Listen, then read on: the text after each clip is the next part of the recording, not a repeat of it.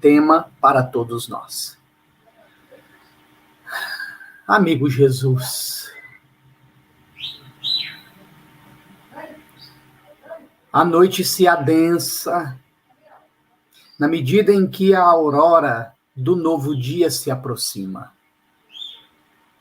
A luta entre as trevas e a luz se faz visível não apenas no cenário social, mas também dentro de cada um de nós, na medida em que os valores do homem velho e do homem novo que necessitamos ser se digladiam dentro de nós. E é por isso que te buscamos, Senhor Jesus, por compreender que o homem velho que temos sido não pode mais permanecer. E para que o homem novo se sustente, permaneça, cresça e ganhe em vigor, nós necessitamos, Senhor Jesus, estar contigo, nos aproximar de ti, vivendo o teu evangelho. Nos inspire e sejas conosco hoje e sempre, que assim seja, graças a Deus. Muito bem. Nós vamos iniciar as nossas reflexões partindo da perspectiva do próprio Cristo, que traça um cenário dos dias que nós estamos vivendo.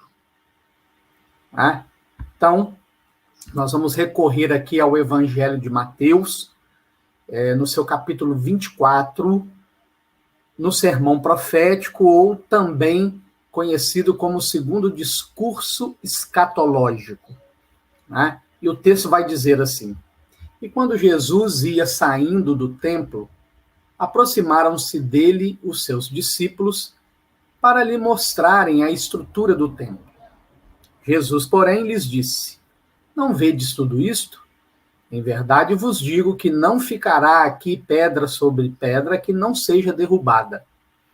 E, estando assentado no Monte das Oliveiras, chegaram-se a ele os seus discípulos em particular, dizendo: Dize-nos quando serão essas coisas e que sinal haverá da tua vinda e do fim do mundo?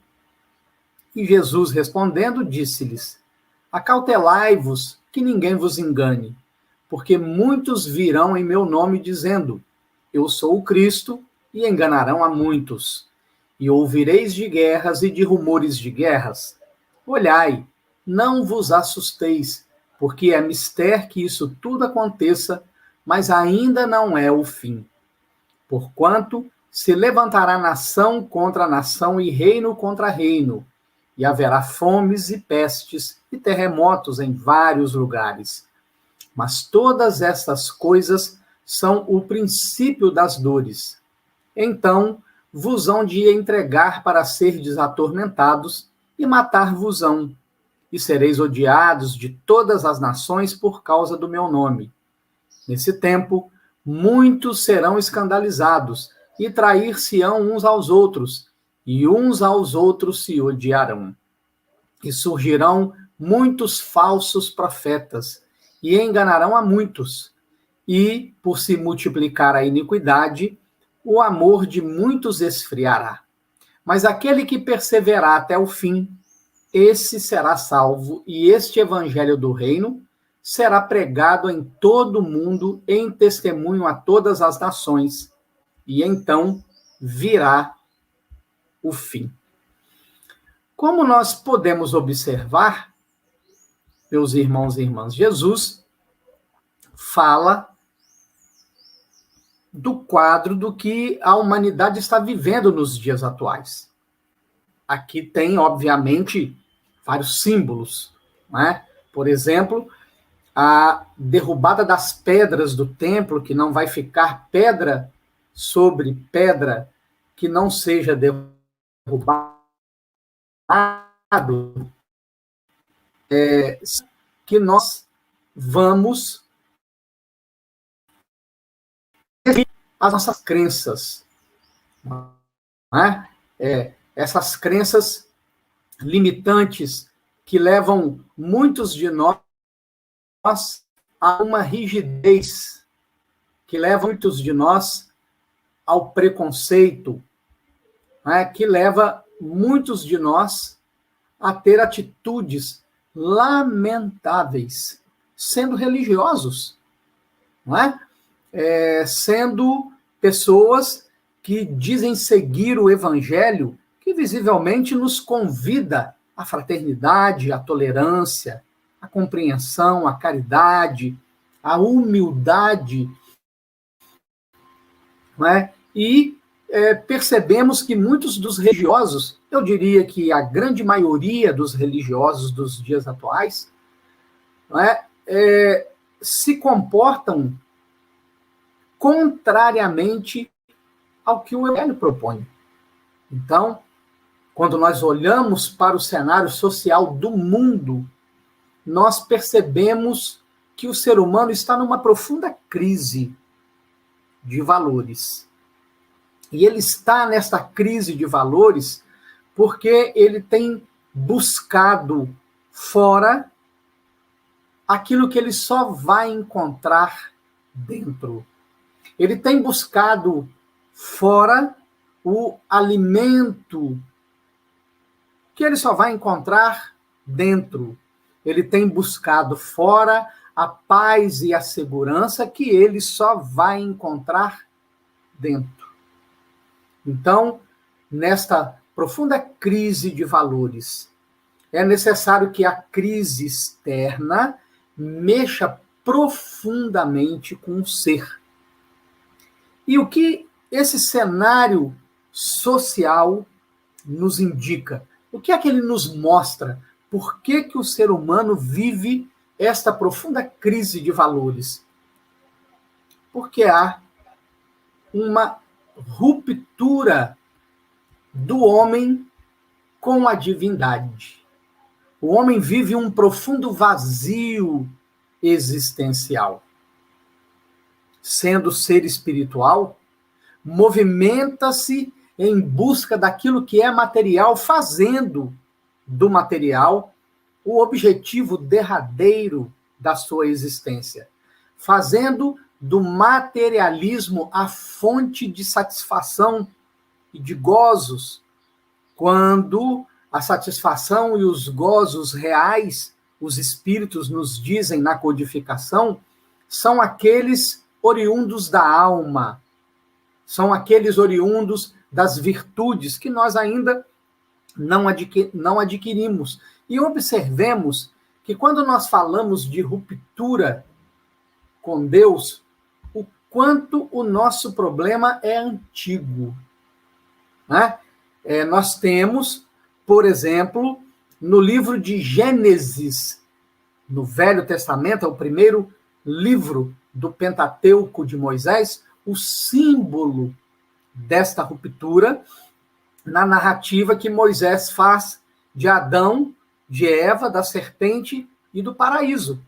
Ali está o símbolo da ruptura e vejamos o quanto ele é antigo e o quanto ele tem se perpetuado.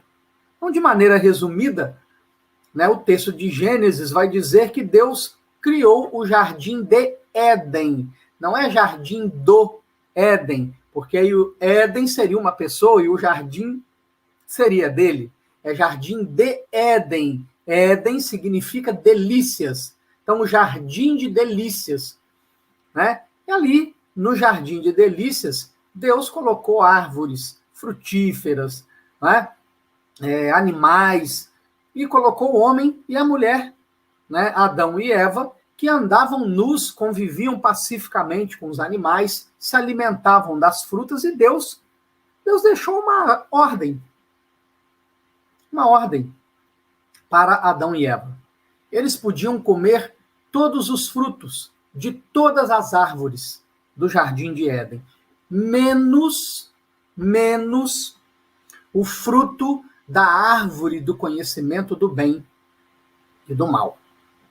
É então que um belo dia, a serpente, não é, vai dialogar com Eva, dizendo para ela que se ela não havia percebido que a proibição de Deus era o medo de Deus de que, ao comer o fruto da árvore do conhecimento do bem e do mal, e vejamos, não é uma maçã, né, como normalmente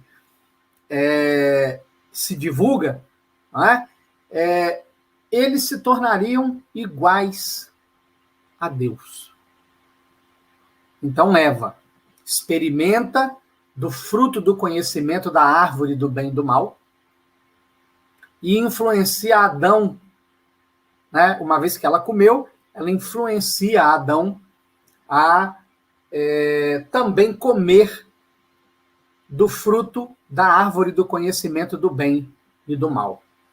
Quando eles fazem isso, né, então acontece a ruptura com Deus, ou seja, o momento em que o homem desobedece às leis divinas. É o símbolo da rebeldia espiritual. Do homem que quer ser feliz sem Deus.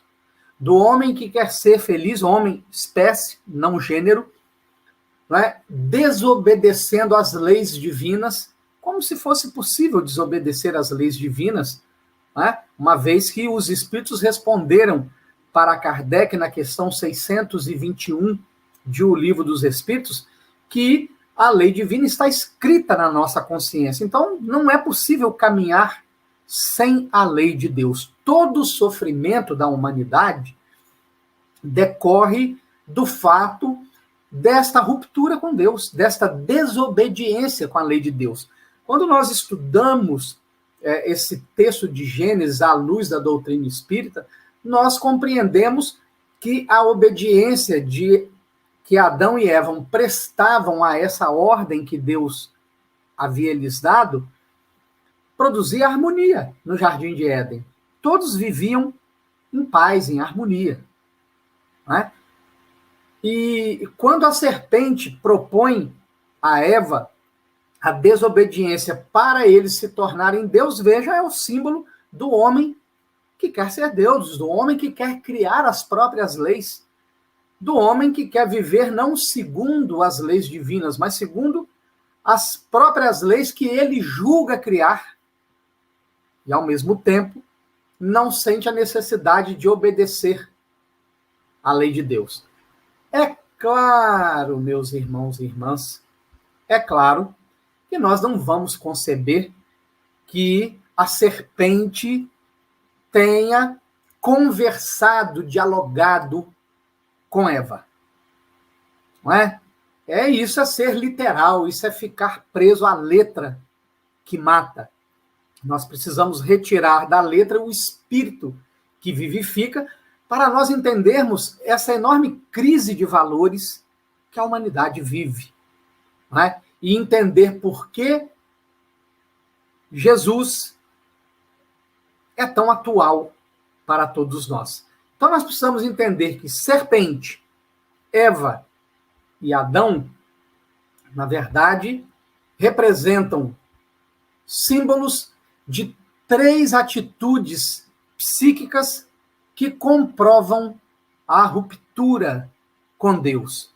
Então, a serpente é o símbolo de uma atitude psíquica, Eva é o símbolo de uma atitude psíquica e Adão é o símbolo de uma atitude psíquica. Mas que atitudes psíquicas são essas? Muito bem.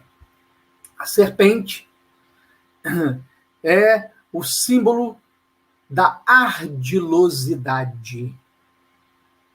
Da ardilosidade para o mal. Da ardilosidade para a rebeldia. Da ardilosidade para a ruptura. Da ardilosidade que pretende o poder supremo. Nós podemos dizer, sem medo algum de nos equivocar, que o mundo atual é da serpente, é da atitude psíquica da serpente. É o mundo da ardilosidade, da luta insana pela soberania, pelo poder, pela força, da inteligência, da manipulação, da chantagem, dos fins que justificam os meios. E tem sido assim as lideranças mundiais presentes em todos os setores da humanidade. Não apenas na política, nas lideranças das nações, mas também no empresariado, no meio artístico e, por que não, no meio religioso. Não é? Muito bem. A segunda atitude psíquica é a de Eva, que é a atitude psíquica do sujeito que recebe a sugestão e, por impulso, ele age. Então, aqueles que são portadores da atitude psíquica de Eva são os indivíduos que não refletem com mais profundidade, são impulsivos. E o mundo está repleto de Evas como atitude psíquica. E, finalmente, a terceira atitude psíquica é a de Adão, que é o que nós poderíamos chamar de Maria vai com as outras. Não é? Daqueles que, não tendo opinião própria e não se dedicaram a construir um pensamento crítico, não é?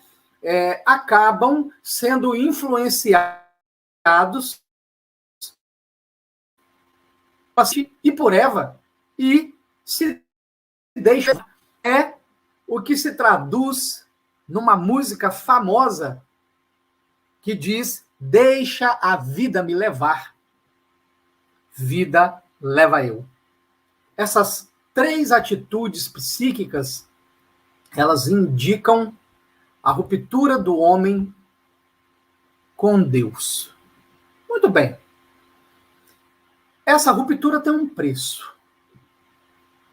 E quando Deus sai de cena, quando Deus deixa de ser o centro da vida do homem, dos seus objetivos, do seu psiquismo, isso tem um preço. E o preço nós vamos encontrar nesta imagem simbólica que está aí na nossa tela, não é? Que é a imagem de Caim e de Abel.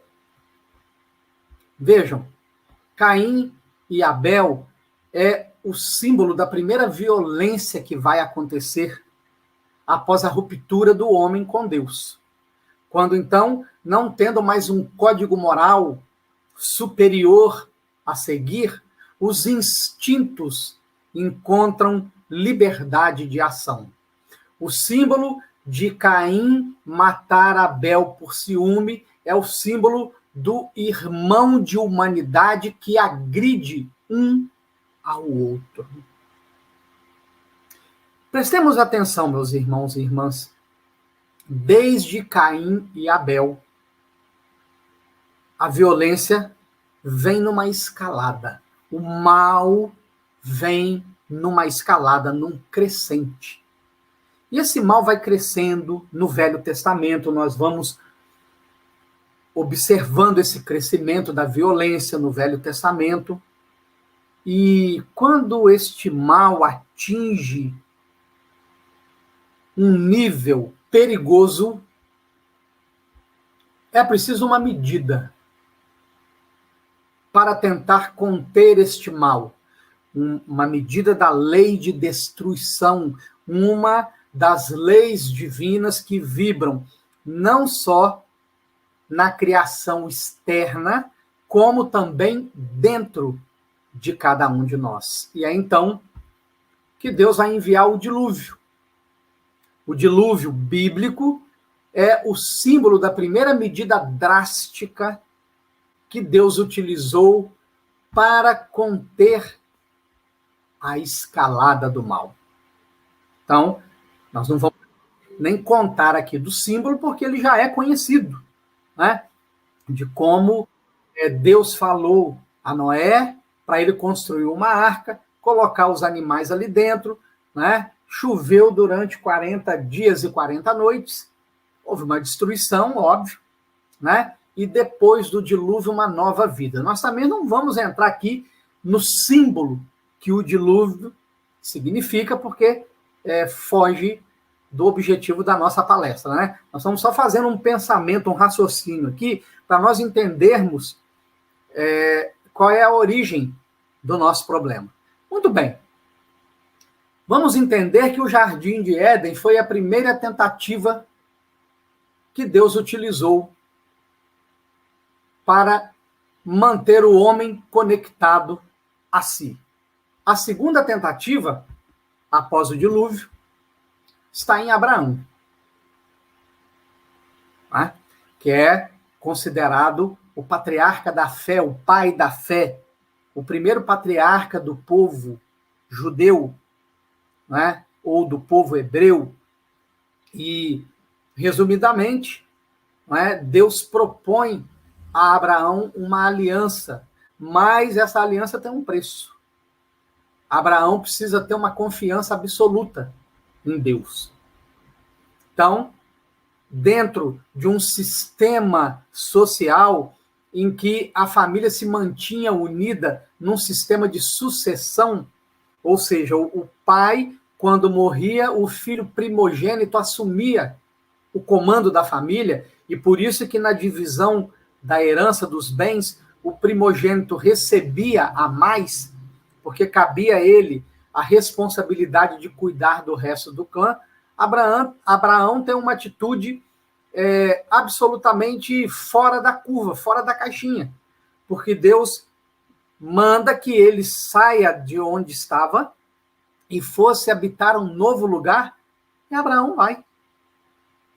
No meio do caminho, numa noite em que Abraão está na tenda, e aí imaginemos que as noites naquela época, sem a presença da luz artificial, eram noites no deserto que permitiam uma visão maravilhosa, extraordinária do firmamento, né? Deus propõe que Abraão saia da tenda, olhe para cima e tente contar as estrelas do céu. E Deus diz a ele: você terá uma descendência tão grande quanto as estrelas do céu. E Abraão questiona Deus como que ele ia ter uma descendência se ele, já sendo um homem velho e idoso, não tinha filhos. Na verdade, Abraão tinha filhos com uma serva, Ismael era o filho, mas com a sua esposa Sara, ele não tinha filhos. E Deus prometeu a Abraão que ele teria um filho. E teve, né? O Isaac. E num determinado momento, depois que Abraão chegou ao lugar onde Deus havia prometido a ele, preste atenção, Deus havia prometido a Abraão, né? Um certo dia, Deus pede a Abraão um sacrifício. Abraão precisaria sacrificar o próprio filho, Isaac. Quando Isaac contava aí, mais ou menos com 8 anos de idade, né? Então, Abraão, obedecendo a Deus, pega seu filho, 2 servos, um jumento, madeira, e vai para o monte para sacrificar o filho. É isso mesmo. Abraão obedece a Deus, né?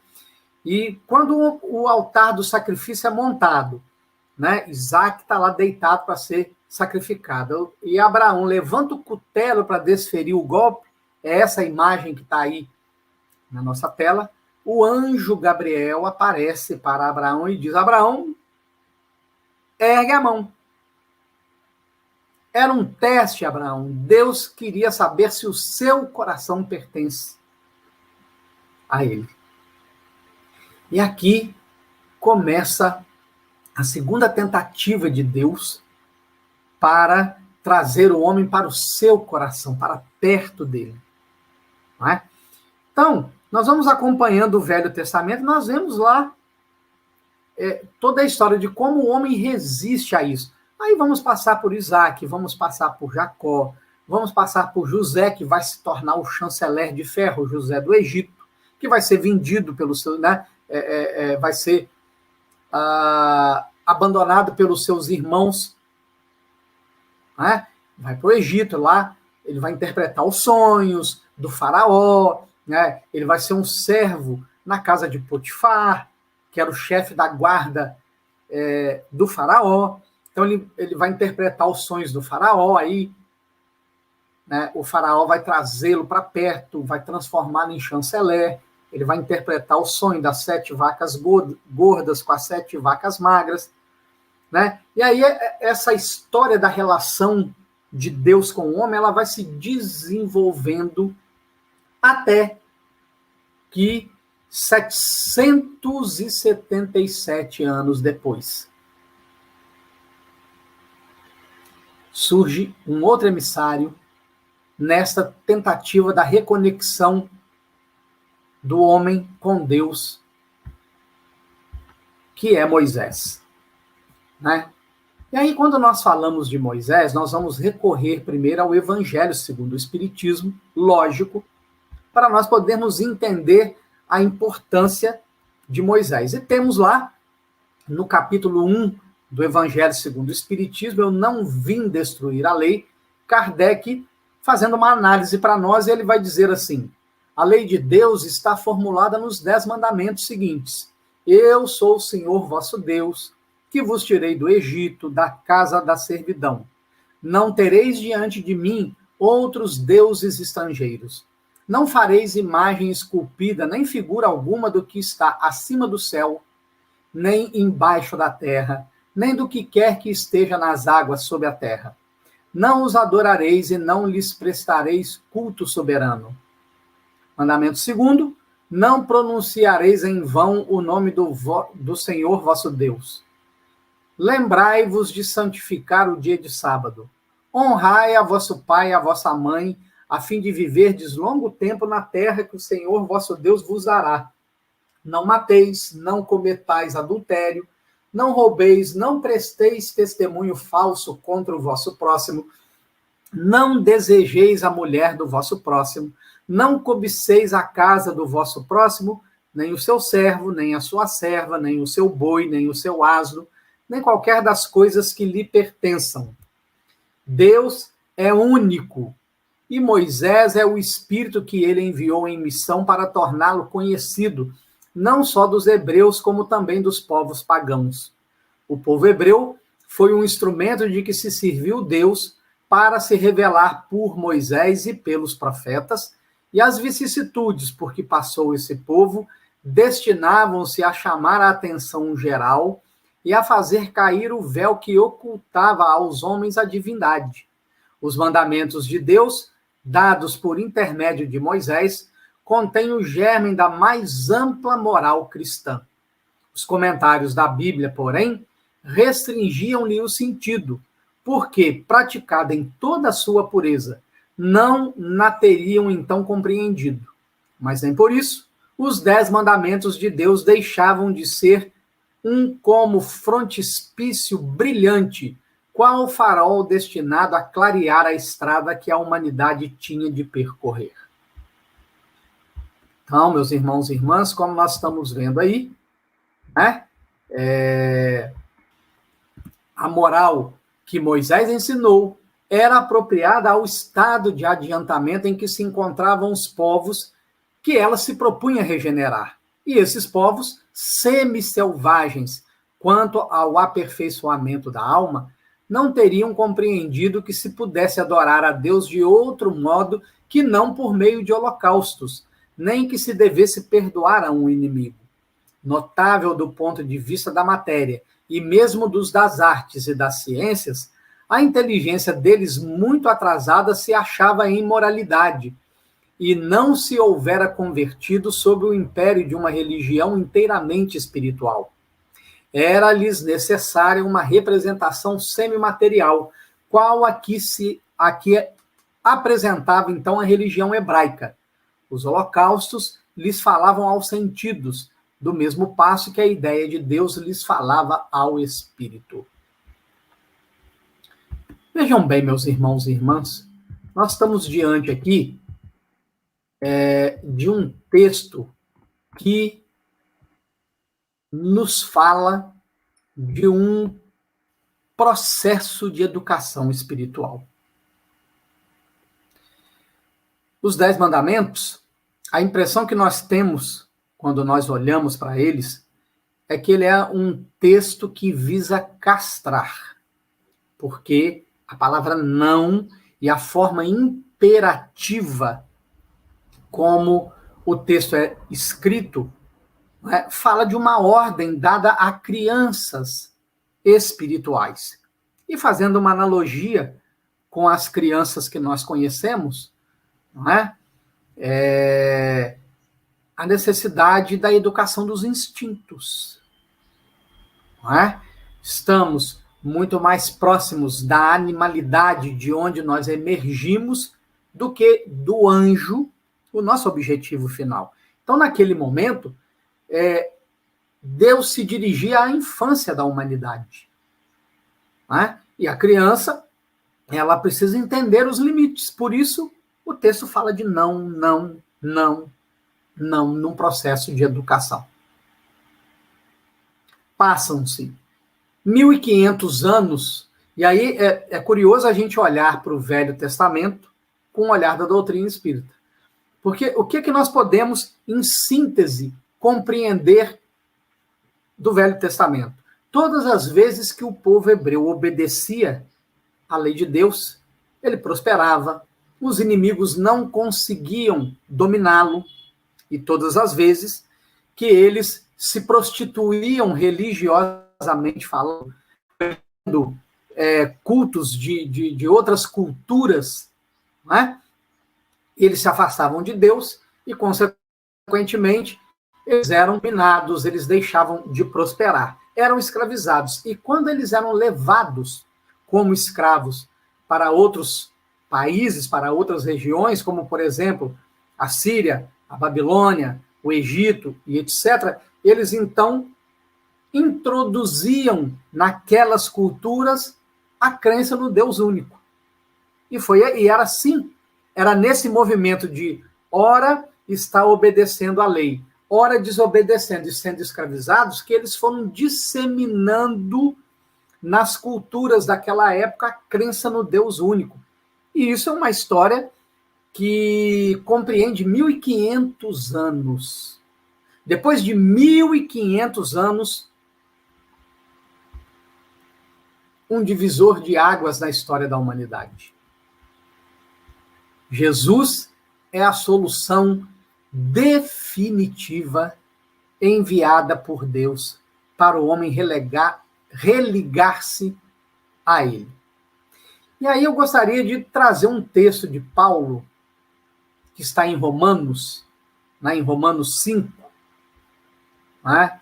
Eu gostaria de trazer um texto de Paulo,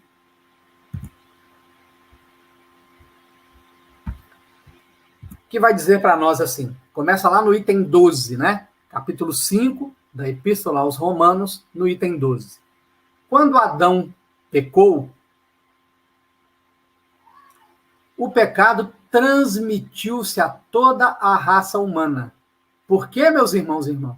Porque o pecado de Adão, de Eva e da serpente é uma atitude psíquica contra Deus, de ruptura, né? Então, transmitiu-se por afinidade, né, a todos os indivíduos que se afinizam com essa atitude psíquica da ruptura, seja na serpente, seja no impulso, ou seja, na Maria vai com as outras, de Adão, né? Como consequência, a morte de todos. E essa morte aqui, nós já aprendemos isso, quando se fala de morte em evangelho, não é a morte do corpo físico, não é a morte do cadáver, é a morte para a vida espiritual. É o indivíduo que se movimenta apenas na matéria. Né? Então, a consequência daquela ruptura foi a morte para todos. E todos foram contados como pecadores. Contudo, desde Adão até Moisés, e embora naturalmente as pessoas pecassem, o pecado não era tido em conta. Olha que curioso que Paulo está dizendo, hein? Justamente porque Deus ainda não lhes tinha dado a sua lei. Então, de Moisés para trás, como não tinha um código divino, não é? Então, a lei de causa e efeito ainda não atuava naqueles seres que não tinham consciência das leis divinas. Lembram que lá na questão 621, Kardec vai perguntar onde está escrita a lei de Deus na consciência. E aí Kardec pergunta, ora, mas se a lei de Deus está na consciência, por que a necessidade de estudá-la? Aí os espíritos respondem, porque o homem a esquecera e a desprezara. Deus quis que ele se recordasse dela. Assim, essas pessoas morreram em consequência do pecado, desde o tempo de Adão até ao de Moisés, ainda que não tivessem desobedecido a uma determinada lei de Deus, tal como Adão, o qual é uma figura em contraste com Cristo, que ainda haveria de vir. Estão percebendo? Adão em contraste com Cristo. O que Paulo está dizendo aqui? Que o Cristo é um novo Adão. O primeiro Adão estava no Jardim de Éden, conectado a Deus, em harmonia com a criação, até que ele decidiu a ruptura. O Cristo Jesus é o outro homem que é uno com Deus, está no jardim de delícias, e este não vai romper, não vai desobedecer, não vai se rebelar. Então, Jesus é o segundo Adão, o Adão definitivo. O Adão que veio nos ensinar como comungar com Deus definitivamente, como ser uno com Deus definitivamente. Há uma grande diferença entre a transgressão do homem e a dádiva de Deus. Um só homem, Adão, trouxe a morte a muitos por causa da sua transgressão. Mas muito mais foi dado a muita gente pela abundância da graça de Deus e do dom que vem da graça de Deus, por intermédio de um só homem, Jesus Cristo. E o resultado da oferta graciosa de Deus é muito diferente do resultado do pecado daquele único homem, porque o julgamento de um só pecado de Adão trouxe a condenação, enquanto o dom gratuito de Deus nos dá a justificação de muitas transgressões. A transgressão de um só homem, Adão, fez com que a morte dominasse toda a natureza humana. Mas todos os que receberam a maravilhosa graça e a justificação de Deus terão, agora, o domínio da vida através do ato também de um só, Jesus Cristo, Romanos 5:12. Bem, aí nós entramos na atualidade do pensamento de Jesus. Muito bem? Então, Jesus é a solução definitiva que Deus enviou para os problemas da humanidade. Aquele vazio existencial, a ruptura com Deus, a desobediência que tem gerado a escalada do mal, a escalada da corrupção, a escalada da violência, a banalização da vida, a indiferença no coração de muitos, que Jesus alertou lá no sermão profético. E por se multiplicar a iniquidade, o amor de muitos esfriará.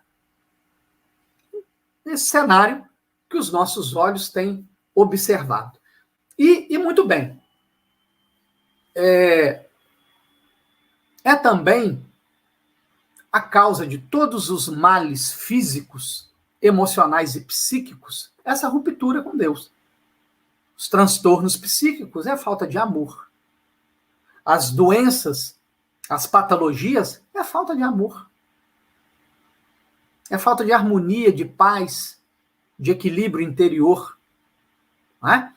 E aí, como Jesus é a solução definitiva para a atualidade, o seu pensamento é atual, porque o homem continua doente, rebelde, não é? Recalcitrante. Então, a primeira medida de resgate do homem desse estado de doença está aí. O fariseu lhe pergunta: mestre, qual é o grande mandamento na lei?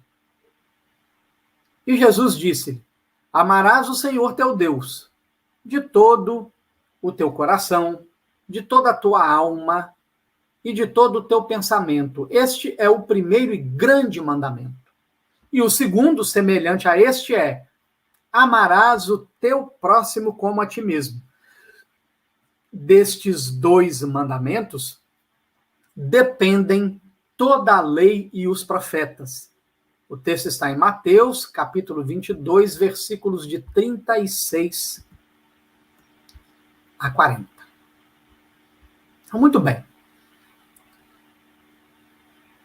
O pensamento de Jesus é atual, porque o homem ainda não aprendeu a amar e por isso ele adoece. Por isso ele ainda é violento. Por isso a selvageria ainda vibra como herança atávica do estágio na animalidade. Então, nós percebemos aqui um triângulo amoroso. O amor a Deus, estando no ápice, no vértice do triângulo, numa das suas bases, o amor a si mesmo, e na outra base, o amor ao semelhante. Então, esta é a grande proposta de salvação para a humanidade. Só vai se salvar do caos externo e interno aquele que amar.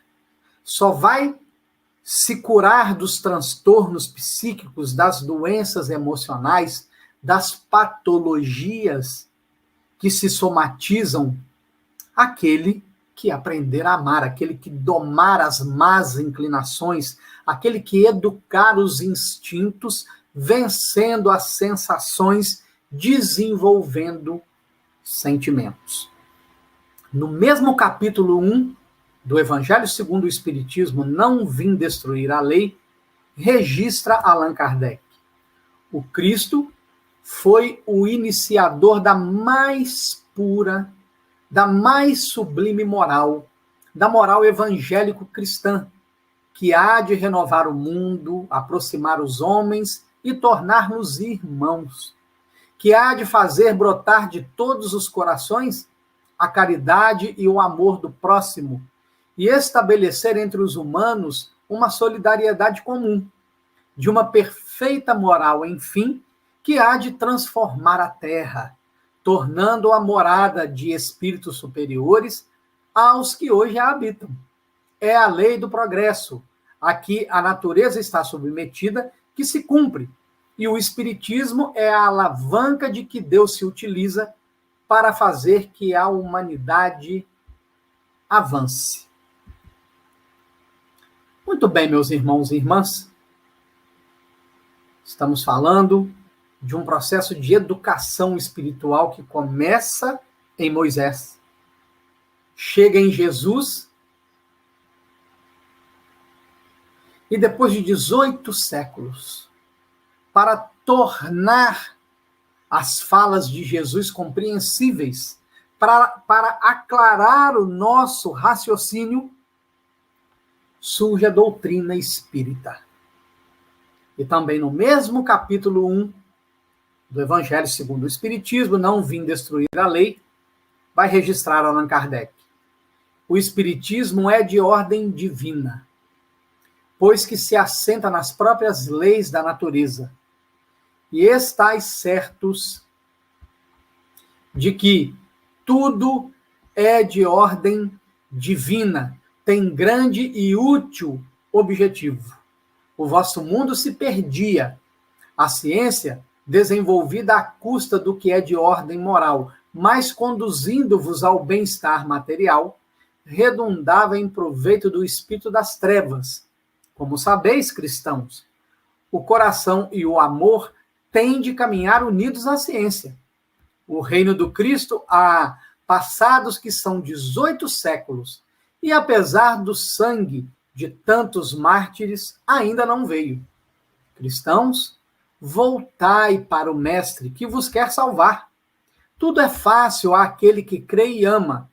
O amor o enche de inefável alegria. Sim, meus filhos, o mundo está abalado. Os bons espíritos vô-lo dizem sobejamente: dobrai-vos à rajada que anuncia a tempestade, a fim de não serdes derribados. Isto é, preparai-vos e não imiteis as virgens loucas que foram apanhadas desprevenidas à chegada do esposo. E aí vejam que curioso, né? Vejam que curioso. Então, passados 18 séculos, Jesus nos envia a doutrina espírita, cujo objetivo é destruir em nós o sentimento do materialismo, o sentimento de que nós somos matéria, para nos fazer vibrar como espíritos, sentir que somos espíritos, pensar como espíritos, falar como espíritos, agir como espíritos, nos relacionar como espíritos. Porque como espíritos, meus irmãos e irmãs, o egoísmo cai, o orgulho cai, a vaidade cai, o apego cai, a mentira cai, a manipulação cai, a chantagem cai, o materialismo cai. Então nós passamos a olhar para a essência. Não olhamos mais para a embalagem, compreendemos que nós não somos daqui, que essa não é a vida verdadeira. Compreendemos que a vida está nos aguardando na imortalidade e que nós estamos aqui exatamente para romper esta bolha do materialismo em que nós temos nos mantido. E para isto há um esforço, há um preço a se pagar. E esse preço, não é, vai estar ali em João, capítulo 8, versículos de 28 a 32, né, quando o evangelista registra: disse-lhes, pois, Jesus: quando levantardes o Filho do Homem, então conhecereis que eu sou, e que nada faço por mim mesmo, mas isto falo como meu Pai me ensinou. Olha a conexão, a comunhão do homem com Deus, do novo Adão com Deus. E aquele que me enviou está comigo. O Pai não me tem deixado só, porque eu faço sempre o que lhe agrada. Dizendo ele essas coisas, muitos creram nele. Jesus dizia, pois, aos judeus que criam nele: se vos permanecerdes na minha palavra, verdadeiramente sereis meus discípulos, e conhecereis a verdade, e a verdade vos libertará. E aí nós damos ênfase, não é? Destaque a esta fala do Evangelho de João, no capítulo 8, no versículo 32, e conhecereis a verdade, e a verdade vos libertará. Aqui está, meus irmãos e irmãs, o início da solução desta crise de valores, do vazio existencial, da banalidade da vida, do ódio, da violência, do escárnio, da prepotência, da arrogância, da soberba humana, do adoecimento psíquico, da sexualidade, do adoecimento da afetividade. Aqui está. É preciso conhecer a verdade da nossa realidade interna. E aí, vejam que bacana que os Espíritos vão dizer lá na sequência do capítulo 1. A ciência e a religião são as duas alavancas da inteligência humana. Uma revela as leis do mundo material e a outra as do mundo moral. Tendo, no entanto, essas leis o mesmo princípio, que é Deus, não podem contradizer-se.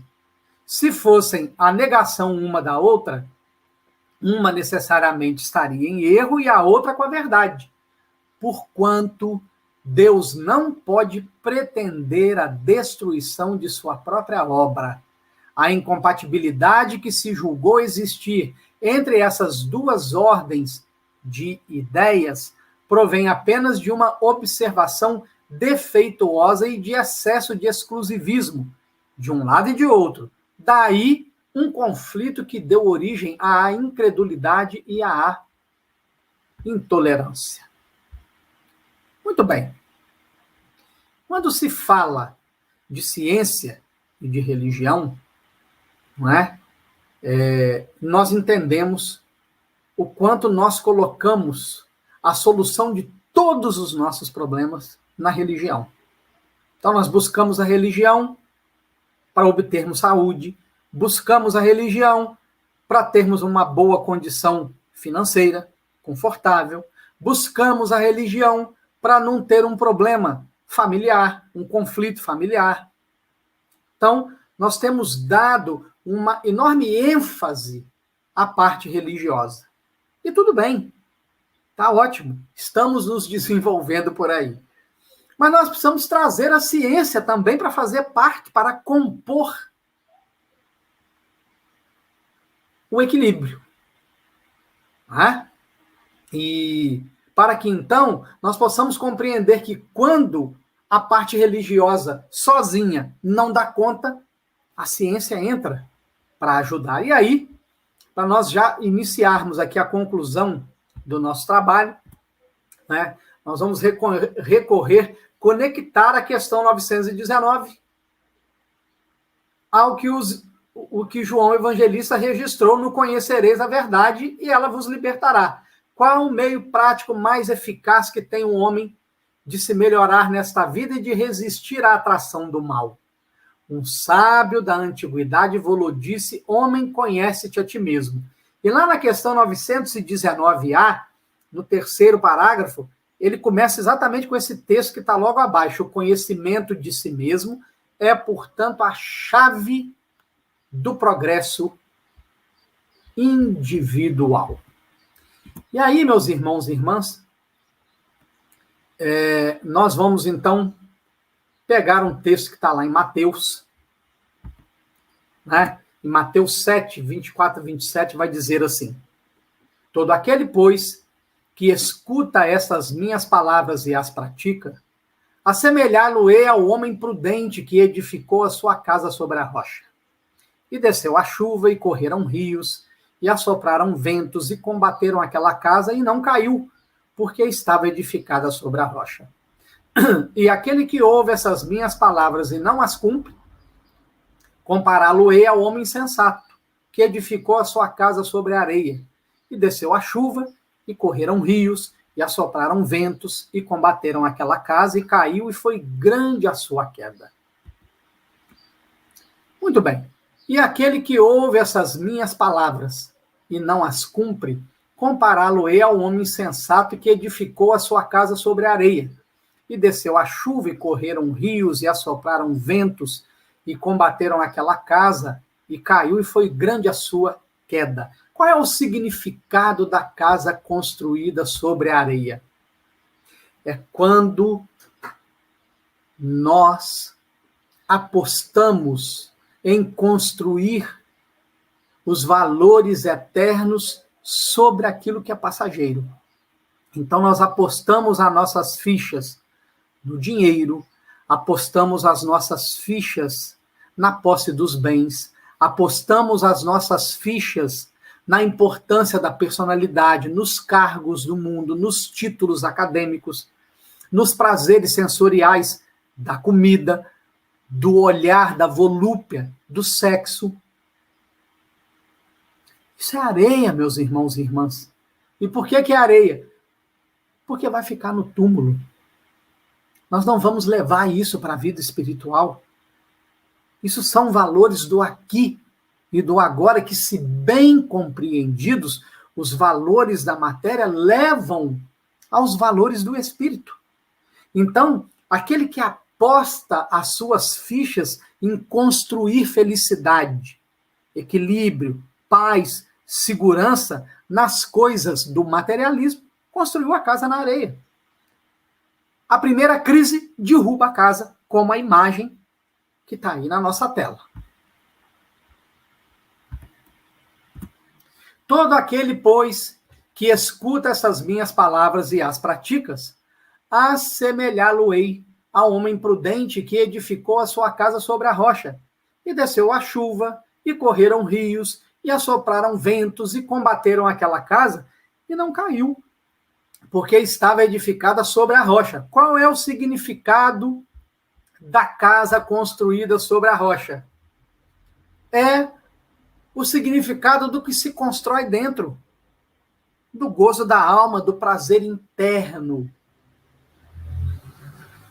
da aquisição das virtudes, do sermão da montanha, da humildade, da resignação, da mansuetude, da justiça, da misericórdia, de se purificar o coração de vícios e paixões bravias, sem controle, sem educação, da pacificação interna, da desconexão com os conteúdos que nos afligem, geradores de ansiedade, de angústia, de depressão, de bipolaridade, de síndrome do pânico, de burnout, de borderline,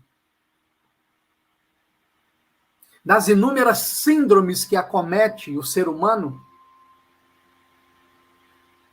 dos valores que o túmulo não vai impedir que adentrem conosco na imortalidade. Então, aqueles que vão se esforçando para construir a casa sobre a rocha, tem um prêmio. Tem um prêmio. E o prêmio está aqui.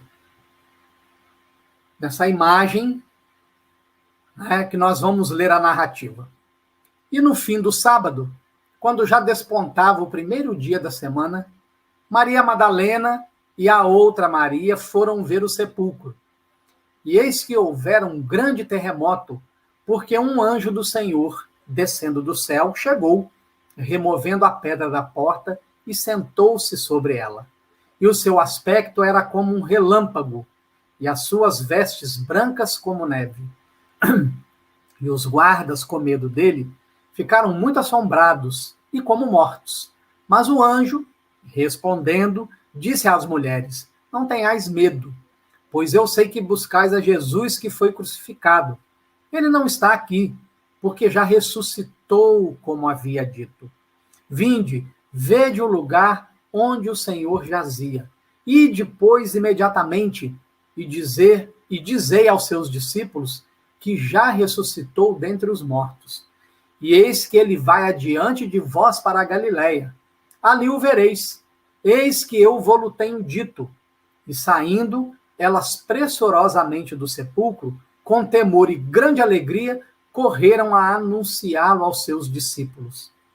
E indo elas a dar as novas aos seus discípulos, eis que Jesus lhes sai ao encontro, dizendo: eu vos saúdo. E elas, chegando, abraçaram os seus pés e o adoraram. Então Jesus disse-lhes: não temais, ide dizer a meus irmãos que vão à Galiléia, e lá me verão. É o símbolo do Espírito liberto. Se nós prestamos atenção, Jesus ressuscitou dentre os mortos. E nós já aprendemos que o morto é aquele que está na matéria. Estar na matéria não é só estar reencarnado, é buscar os prazeres, a segurança, a paz nos valores da matéria. Então, aqui está o fato mais importante do Evangelho de Jesus. É quando ele anuncia a vida na imortalidade. É quando ele vai dizer que todo o seu evangelho, a vivência, o esforço para se viver o evangelho, é para se alcançar a condição de viver na glória do Espírito na vida imortal. Esta é a atualidade do pensamento de Jesus. Nos resgatar da matéria, nos comungar com Deus, nos religar a Deus, para vivermos a vida abundante que ele nos prometeu. Sem o Evangelho de Jesus, meus irmãos e irmãs, sem chances de vida fraterna, de vida solidária, de vida plena, de paz plena, de saúde plena. Somente o Evangelho é o caminho para a verdade e para a vida, e é a ausência dele que causa essa grande crise de valores, mesmo nos religiosos que frequentam os templos e estudam o Evangelho, mas não o colocam em prática. O convite a todos nós é que nós vivamos Jesus na atualidade e para sempre.